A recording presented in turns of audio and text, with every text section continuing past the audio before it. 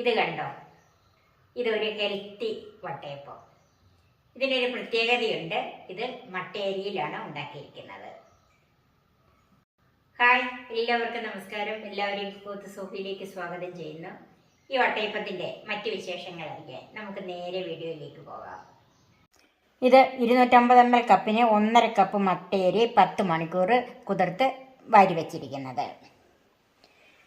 300 gram ശർക്കര, 1.25 cup തേങ്ങ, 1/2 cup അവല്. ഇത് ചുമന്ന അവൽ കിട്ടുവാണെങ്കിൽ നല്ലതാണ്. ഇപ്പം എൻ്റെ കയ്യിൽ ഇതേ ഉള്ളത് കൊണ്ടാണ് ഞാൻ വെളുത്തി അവൽ എടുത്തിരിക്കുന്നത്. ഒരു 10-20 കാഷ്യൂനട്ട്, അതുപോലെ 20ഓളം കിസ്മിസ്, ഒരു 8 ഏലക്കായുണ്ട്. ഇത് ചെറുതൊക്കെ ഉള്ളതുകൊണ്ട് ഇതിൻ്റെ കുരു മാത്രമേ എടുക്കുള്ളൂ, ബാക്കി കളയാനുള്ളതാണ്. 2 ടേബിൾ സ്പൂൺ കപ്പലണ്ടി, 3/4 ടീസ്പൂൺ ഈസ്റ്റ്, ഉപ്പ്, വെള്ളം.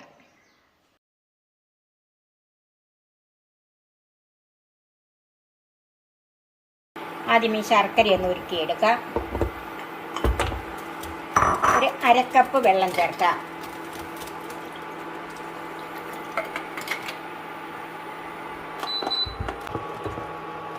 ശർക്കര ഉരുക്കിയിട്ടുണ്ട്. ഇത് തണുക്കാനായിട്ട് മാറ്റി വെക്കാം. ഇനി നമുക്ക് അരിയും തേങ്ങയും അവലും എല്ലാം കൂടെ ഒന്ന് അരച്ചെടുക്കണം. അതിനൊരു മിക്സിയുടെ ജാറിലേക്ക് മാറ്റാം.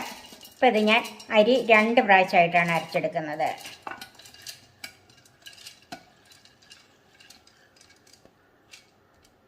അതിലേക്ക് കുറച്ച് തേങ്ങ,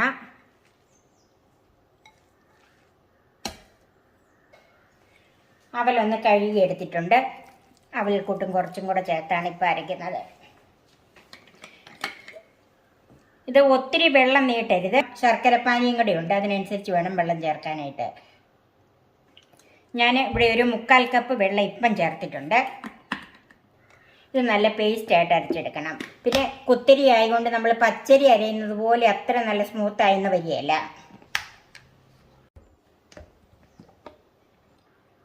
ഇത് ആദ്യത്തെ ബാച്ച് നന്നായിട്ട് അരിഞ്ഞിട്ടുണ്ട്, നന്നായിട്ട് തന്നെ അരിഞ്ഞു കിട്ടിയിട്ടുണ്ട്. ഇത് ഞാൻ ഒത്തിരി വെള്ളം ചേർത്തിട്ടില്ലെന്ന് പറഞ്ഞല്ലോ, അതുകൊണ്ടാണ് ഇങ്ങനെയുള്ളത്. ഇനി ബാക്കിയും കൂടെ നമുക്ക് അരച്ചെടുക്കാനും പിന്നെ ശർക്കരപ്പാനിയും ചേർക്കേണ്ടതാണ്. അത് നമുക്കൊരു പാത്രത്തിലേക്ക് മാറ്റാം.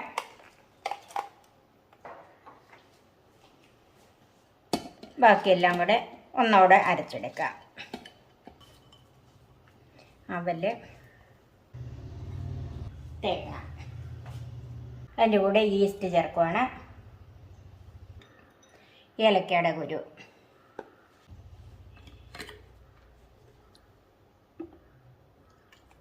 ഇതിൻ്റെ അകത്ത് ഞാനൊരു 1/2 കപ്പ് വെള്ളം ചേർത്തിട്ടുള്ളൂ.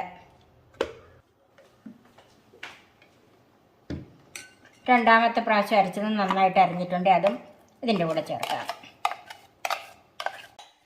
ശർക്കര ഉരുക്കിയത് നന്നായിട്ട് തണുത്തിട്ടുണ്ട്, അത് ഈ കൂട്ടിലേക്ക് ചേർക്കാം. ഇതിങ്ങനെ നേരിട്ട് ഒഴിക്കുന്നത് ഇതിൻ്റെ അകത്ത് മണ്ണോ കല്ലോ ഒന്നും ഇല്ലാത്തത് കൊണ്ടാണ്.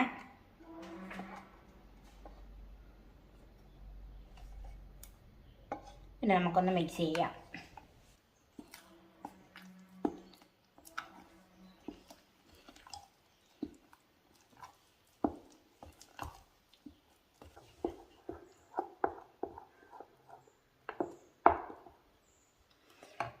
ഇപ്പോൾ ഇത് മിക്സ് ചെയ്ത് ഇതിൻ്റെ അകത്ത് അല്പം വെള്ളം കൂടെ ആവശ്യമുണ്ട്. അപ്പം നമുക്ക് ആ ജാറ് കഴുകി കുറച്ച് വെള്ളം കൂടെ ഇങ്ങോട്ട് ഒഴിക്കാം. ഇതിനാവശ്യത്തിനുള്ള ഉപ്പ് ചേർക്കാം.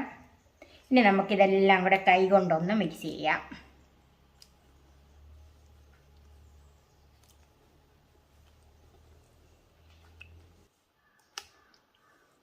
ഇപ്പം ഇത് കൈ കൊണ്ട് നന്നായിട്ട് മിക്സ് ചെയ്ത് വെച്ചിട്ടുണ്ട്. ഇനി നമുക്ക് ഇതൊന്ന് പൊന്തി വരാനായിട്ട് 3 മണിക്കൂർ മാറ്റി വെക്കാം. നമുക്ക് ഈ നട്ട്സും കിസ്മിസും എല്ലാം കൂടി ഒന്ന് നെയ്യിൽ മൂപ്പിച്ചെടുക്കാം. അതിനായിട്ട് 1 ടേബിൾ സ്പൂൺ നെയ്യ് ഒഴിക്കാം.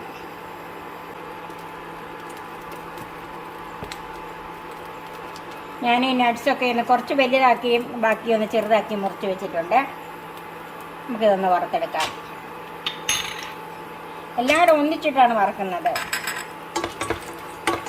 കൂടെ തന്നെ കടലയും ചേർക്കാം.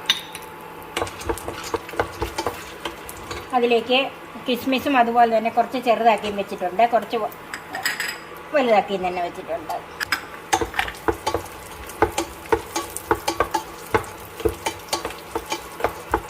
ഇതെല്ലാം നന്നായിട്ട് മൂത്തിട്ടുണ്ട്. തീ ഓഫ് ചെയ്യാം. ചൂടാറാനായിട്ടൊന്ന് മാറ്റി വെക്കാം.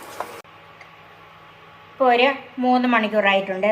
തീ നന്നായിട്ട് പൊങ്ങി വന്നിട്ടുണ്ട്. കണ്ടോ? ഇപ്പം നമ്മൾ വറുത്ത് വെച്ച കാഷ്യൂനട്ടും കിസ്മിസും കടലയും എല്ലാം കൂടി ഇതിൻ്റെ അകത്തോട്ട് ചേർക്കാം. നന്നായിട്ടൊന്ന് മിക്സ് ചെയ്യാം.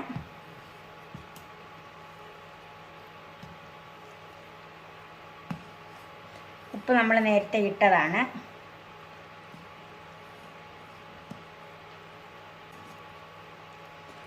നമുക്കിതൊരു 5 മിനിറ്റ് മാറ്റി വെക്കാം. ഇപ്പം നമ്മൾ നന്നായിട്ടൊന്ന് ഇളക്കിയതല്ലേ, അതുകൊണ്ട്. ഇതെല്ലാം മിക്സ് ചെയ്ത് കഴിഞ്ഞ് വീണ്ടും ഒരു 5 മിനിറ്റ് കഴിഞ്ഞിട്ടുണ്ട്. ഇനി നമുക്ക് വട്ടയപ്പം ചുട്ടെടുക്കാം. അതിന് ഞാനൊരു കേക്ക് ടിന്നാണ് എടുത്തിരിക്കുന്നത്. അതിലേക്ക് നെയ്യ് ഗ്രീസ് ചെയ്തിട്ടുണ്ട്. അതിലേക്ക് കോരി ഒഴിക്കാം.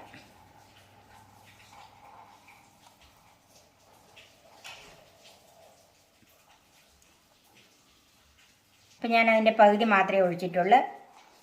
ഇത് നമുക്ക് വേകാനായിട്ട് വെക്കാം. സ്റ്റീമറിൽ വെള്ളം ഏകദേശം തിളച്ചാറായിട്ടുണ്ട്. നമുക്ക് ഈ പാത്രം ഇതിൻ്റെ മുകളിലേക്ക് വെച്ച് കൊടുക്കാം. ഇത് ഏകദേശം ഒരു 25 മിനിറ്റോളം വേവുണ്ട്.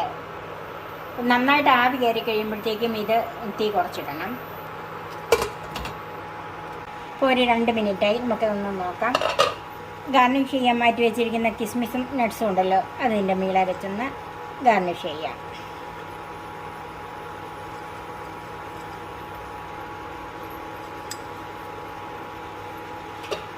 ഇനി നമുക്കിത് 25 മിനിറ്റ് വേവിച്ചെടുക്കാം. ഇപ്പോൾ ഒരു 25 മിനിറ്റ് കഴിഞ്ഞ് നമുക്കിത് വെന്തോന്നൊന്ന് നോക്കാം.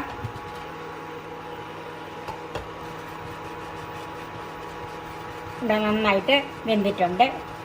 നമുക്കിത് തണുക്കാനായിട്ട് മാറ്റി വെക്കാം. ഇപ്പോൾ ഈ വട്ടയപ്പം നന്നായിട്ട് തണുത്തിട്ടുണ്ട്. നമുക്ക് മറ്റൊരു പാത്രത്തിലേക്ക് മാറ്റാം.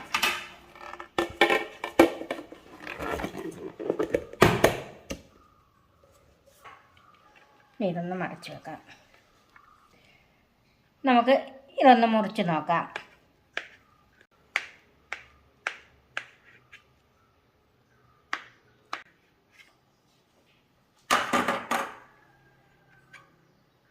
ഇത് മട്ടയരിയാണെങ്കിലും നല്ല സോഫ്റ്റാണ് ഈ വട്ടയപ്പം. മധുരത്തിന് ശർക്കരയാണ് ചേർത്തിരിക്കുന്നത്. എല്ലാം കൊണ്ടും ഡയബറ്റീസുകാർക്കും ഒക്കെ കഴിക്കാൻ പറ്റിയ നല്ലൊരു വട്ടയപ്പമാണിത്. നമ്മുടെ ഹെൽത്തിയായ വട്ടയപ്പം. തീർച്ചയായും നിങ്ങളിതൊന്ന് ട്രൈ ചെയ്ത് നോക്കണം.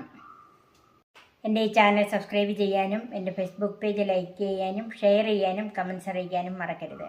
പുതിയ പുതിയ വിഭവങ്ങളുമായി നമുക്ക് വീണ്ടും കാണാം. ഞാൻ സോഫി കുര്യാക്കോസ്.